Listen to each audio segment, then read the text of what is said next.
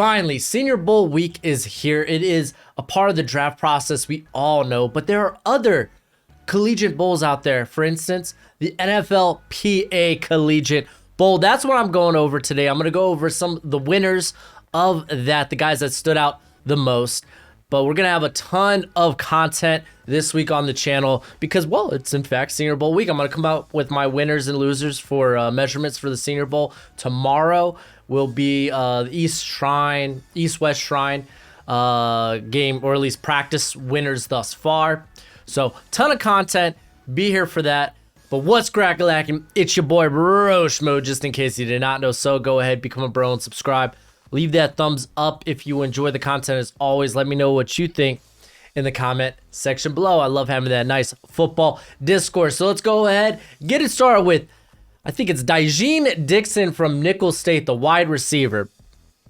I don't think really any of the wide receivers showed out fairly well. There's Jaquez Ezzard, who, for the most part, it was the special teams that stood out. That might make him draftable at Sam Houston State, but it was Dixon that really looked like the best prospect there at the wide receiver position. He's not a speedster; he's more of a contested catch guy, but he's been exceptionally good at the contested catch. He was good in the game. I mean, 1-for-1 on contested catches, but over the last 3 seasons, he has been at least 60% or more on contested catches. He has 34 through his career.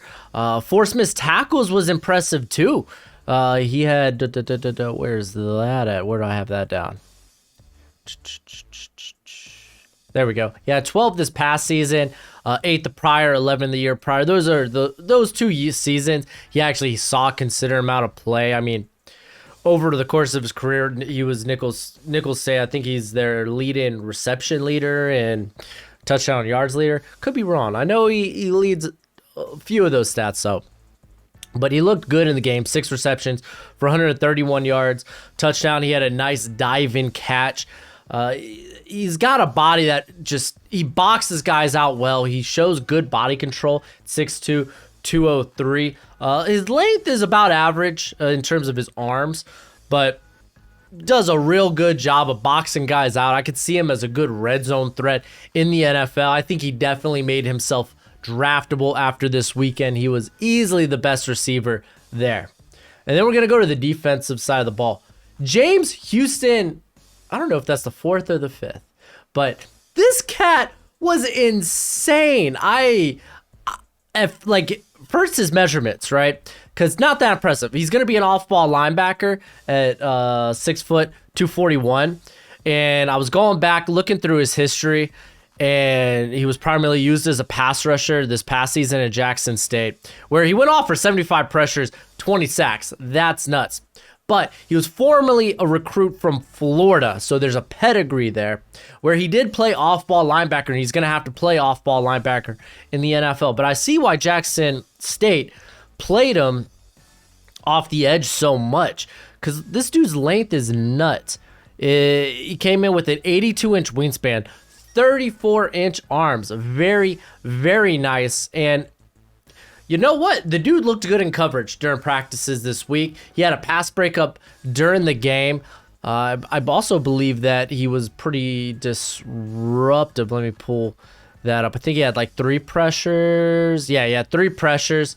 But I came away super impressed. I believe he got a combine invite as well.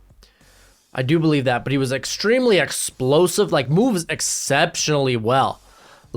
You wouldn't believe that this guy participated in coverage, which, I mean, he didn't at Jackson State. But, it was super impressive. Blew my mind. He definitely, outside of one other guy, was probably the best defender that... you know what? The guys I list here, they all easily look like the best at their position here. But gonna continue with another Jackson State. Golly, I can't believe I keep saying Jacksonville State. But I'm gonna talk about the secondary because not a lot of guys shined, but I think CJ Holmes probably looked the best. He looked explosive. he really looked like he would stick on guys like White on Rice. He is a slot only prospect. He played outside primarily in the game. Let me just confirm. Yeah, he only played in the slot twice throughout the whole game, but he did what he was supposed to do. Like he shut down his position. He was very active in the run game. I think that was probably the best the best trait about him, how active he was, because they weren't really throwing his way a ton, and when they did, like he was right there at the catch point. It was a catch in traffic around the red zone. But like I said, this dude was explosive. He was doing exceptionally well on the one-on-ones. Going back and looking at some of his past film, because he really only played this season, and he played in the slot majority of the time, and he was targeted 102 times, allowed a completion percentage of 52.9. His missed tackle rate only 8%. I like that. Because, like, you know what? You're going to give up receptions in the slot, but if you're not allowing guys to create after the catch, solid. He had an interception, 6 pass breakups this past season. I thought he came away looking mighty and nice. And then next on the list, this might have been the best performer. Eric Johnson out of Missouri State. He actually ended up getting an invite to the Senior Bowl. He's at the Senior Bowl this week, so hopefully we're talking about him then. But he laid rough shop on this offensive line, like in the one-on-ones. And to be fair, like no one really looked good on the offensive line during practices this week, or really in the game. There was only one standout. I'll get to them in a minute. My dogs are out there playing, don't mind them. But over the course of his career, the last 2 seasons mainly, that's where he's played 500 plus snaps. He has, I'm doing math in my head real quick, 46 pressures, 4 sacks. He came in, he measured out all right. He actually came into the Senior Bowl, I think, a pound or 2 lighter, 301 or 300, I can't remember.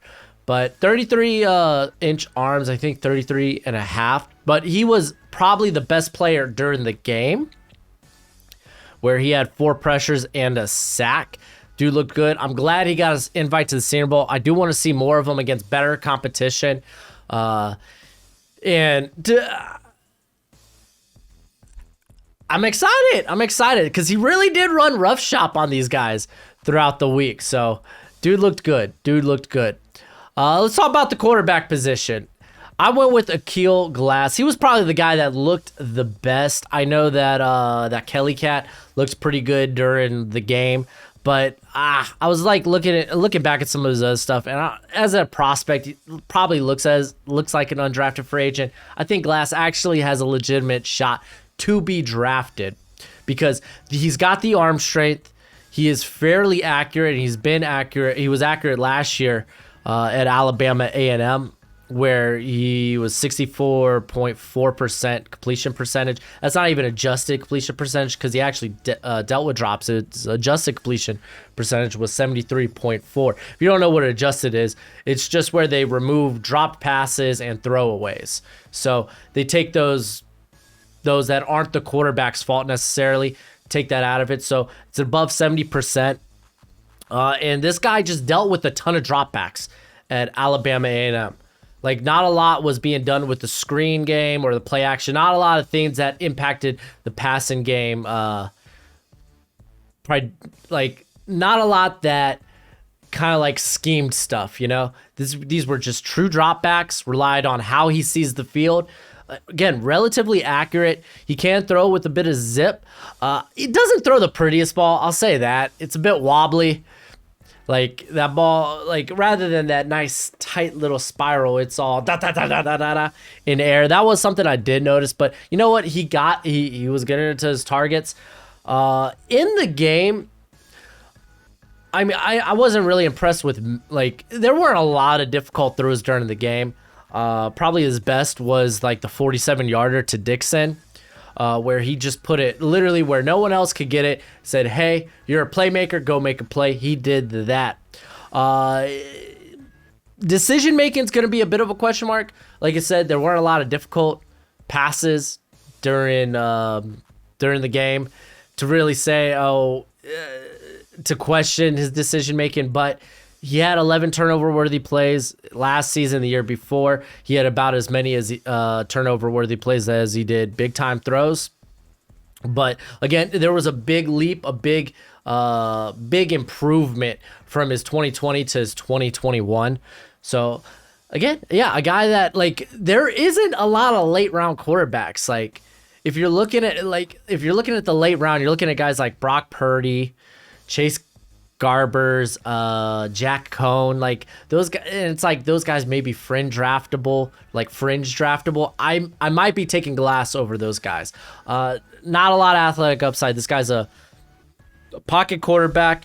Like, I would say he's very poised in the pocket, but how he maneuvers the pocket is not all that great.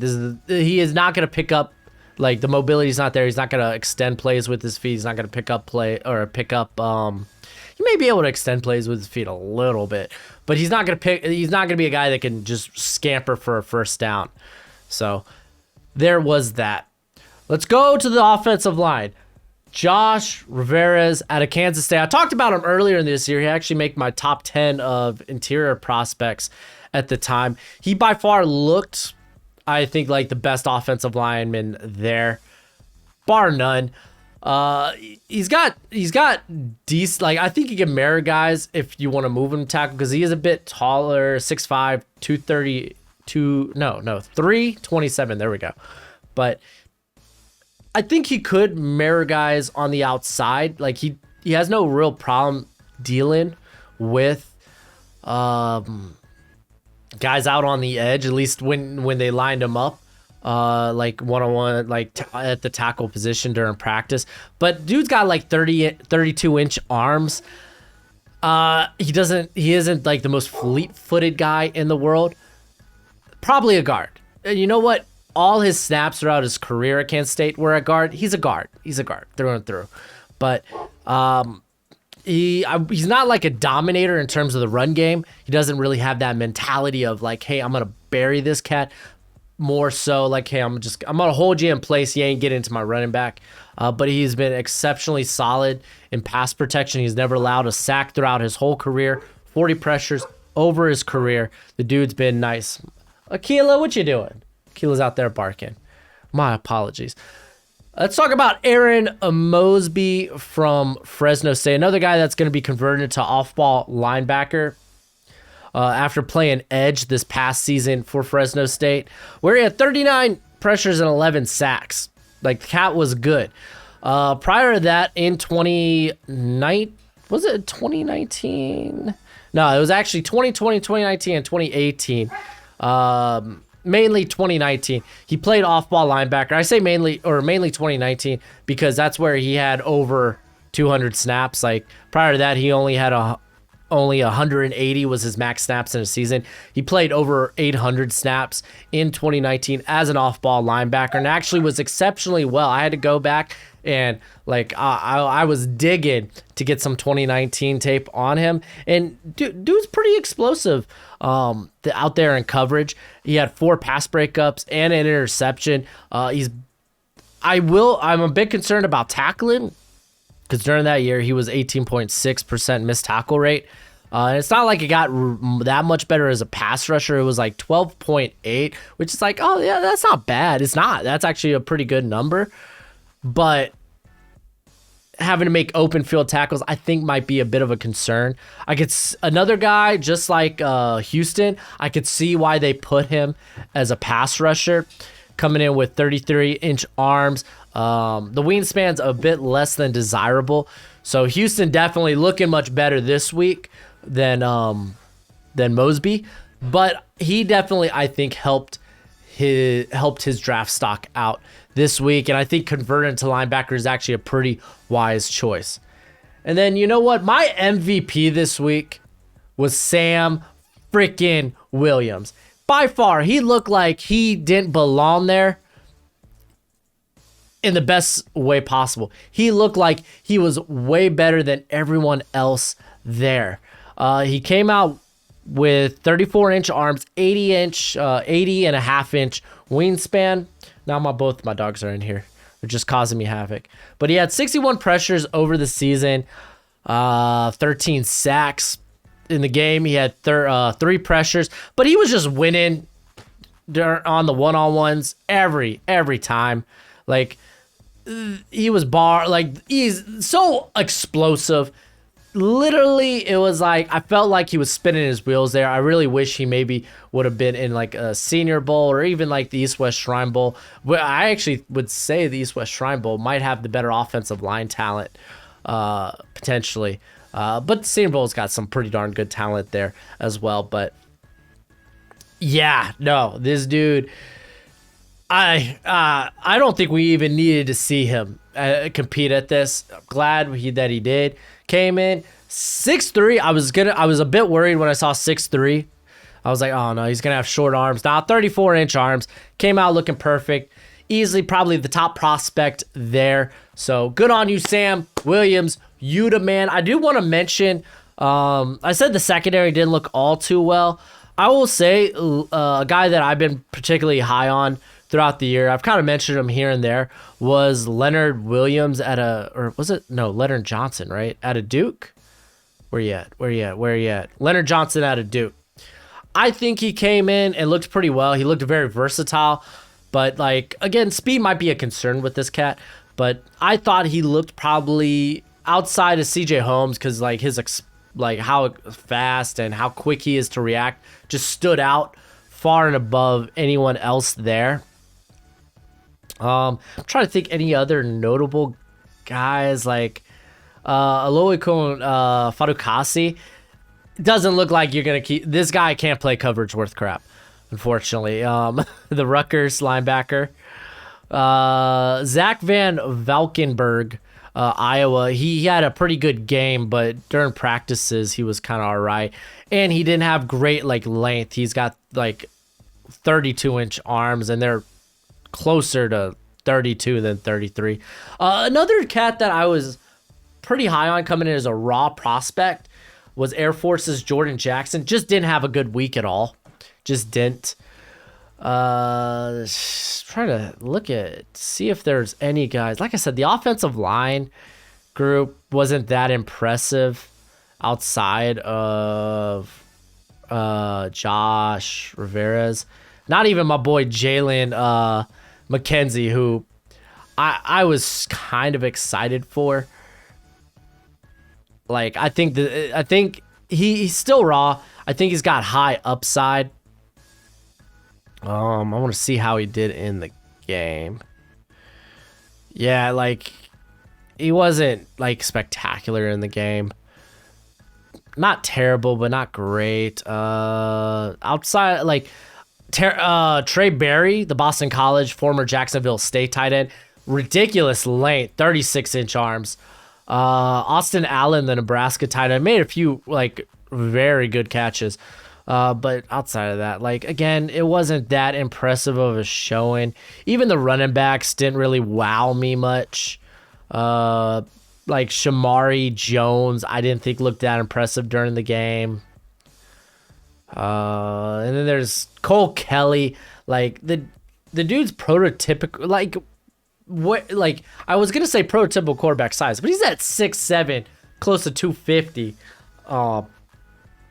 But again, it's not like he was making difficult throws. But let me know what you think in the comment section below. That's it for the video. Go ahead, do that YouTube thing because it's always much appreciated, much obliged. And as always, until next time, you be easy, my friends. Later.